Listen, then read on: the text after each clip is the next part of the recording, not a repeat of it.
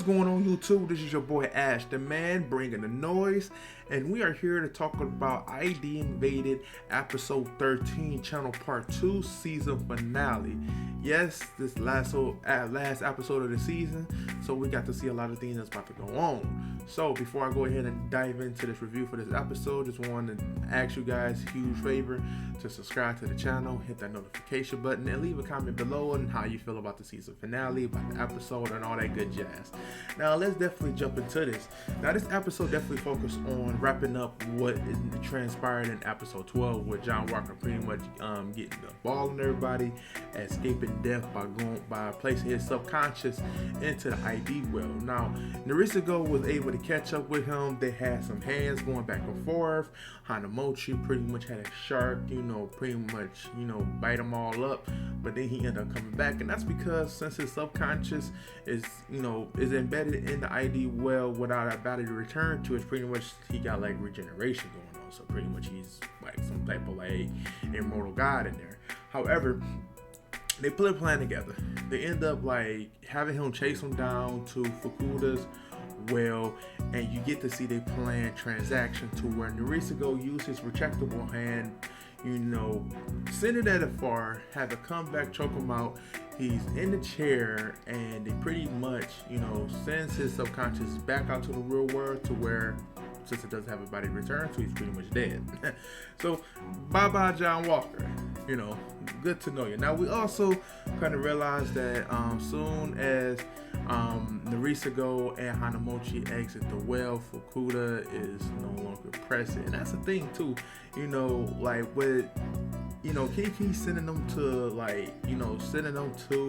like a well without using the machine. I guess they subconscious died, so even they can't return to their bodies, which was kind of weird, because I mean, if it was just in a well, but I guess the machine kind of like holds a lot of that support. So bye bye Fukuda, man. It was nice knowing you. I think he was a very interesting character, some interesting person to add to the team, but unfortunately he meets his end on episode 13. So just to give more insights on what this episode kind of like gave us, we got a chance to see Momoki, his plan of action to get Kiki back under, the ID well control, pretty much giving her back into that pool where she goes into her sleep. So he ended up, going up there. He had a moment to where the suit wasn't really holding much in, because her telepathy got really strong at this point, because of course it's not getting everybody in the building out, subconsciously they are in the well trying to survive. Now in a sense, we get to see him, pretty much, vomiting, he almost died. They had to do CPR remotely. My man was about to kick the butt of Momoki. He wasn't having that. He trying to save this girl. So he goes up to the floor, and they end up having some words. Now, of course, with Kiki, she known for having suicidal attempts due to this telepathy and the nightmares that she experienced, not just her nightmares, but everybody around hers. And then John Walker to make it any better by having her getting murdered, every day by a different murder subconsciously. So of course that could drive somebody mad, but intentionally she still kept her same personality. Still seemed like if this telepathy thing wasn't a part of the issue, she'd be a nice little gal. But however, in this sense, she basically wants to end it all. Momoki is not having that. He's a police officer, and he's not going to witness nobody sitting there murder her. So she end up eventually, realizing that she has to go back into the thing. And before she goes back, Momoki has to experience letting her know that, someone will save you. I'm gonna try to save you. Don't worry, keep faith. And she understands the words this time, because of course when she first entered there, I'm not sure what's the conversation she had with the chief, but with him being John Walker, I'm pretty sure he kind of like persuade her or give her some type of like weird acknowledgement about doing so. So that's the course right there. Now the episode ended off on a good note, to where Narisigo Hanamochi re-enters a well. He gives his speech and letting them know that I'm Sakaido, the brilliant detective, and this is what we do. So yeah, that's episode 13 in a nutshell on how the season ended off.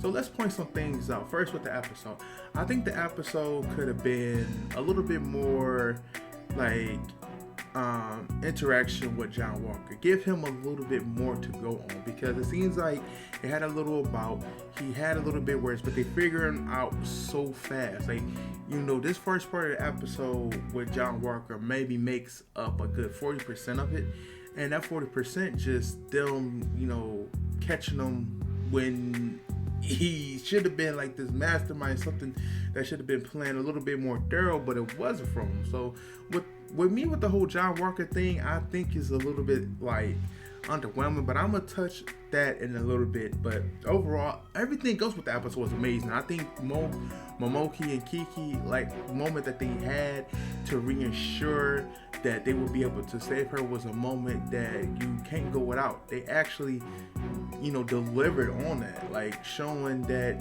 even though that she really didn't have faith on somebody could, he still gave her that reassurance. He had a moment to where not only did he kind of like, show more character, but he made her show more character in them, and in the spirits that she thought about Sakaido, aka Narisigo, to being able to have that reassurance that they was going to save her. So I think they delivered on that. They delivered so well on that, and the way that they ended, it has me in real good faith that if they do a season 2 is going to open us up into a lot of things.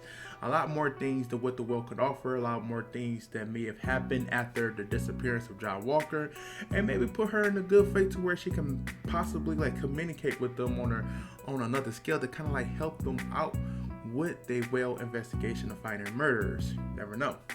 Now, in this instant, we need to talk about the whole season. Now, overall, I think that ID Invaded definitely was very awesome. If I have to rate it, I would give it an 8.5 out of 10. That's pretty good. Where it loses for me, and again, I have to touch on this John Walker because it's like a 2-in-1. The thing is, John Walker mystery was not really a big mystery. If you follow the series, you've seen the first 2 episodes, you get an idea of who John Walker was, and the reason why the chief was the number 1 suspect and didn't pass as not the number 1 suspect. Again, when we seen their first interaction with John Walker and Narisigo kind of like laid him out on the floor in the first part, you get to see that little hint of gray hair. Who has gray hair? The chief.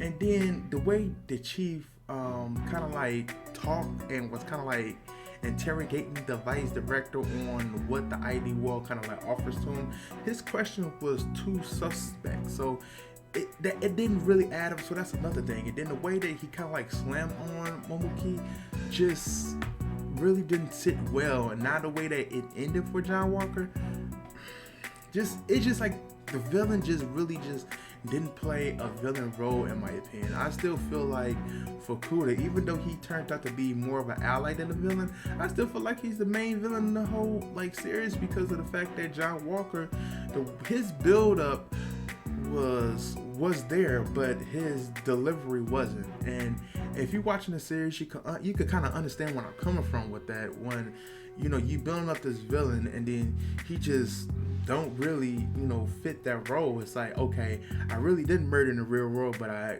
caused people to murder. It wasn't really a big mystery because they gave all too many hints of who he was.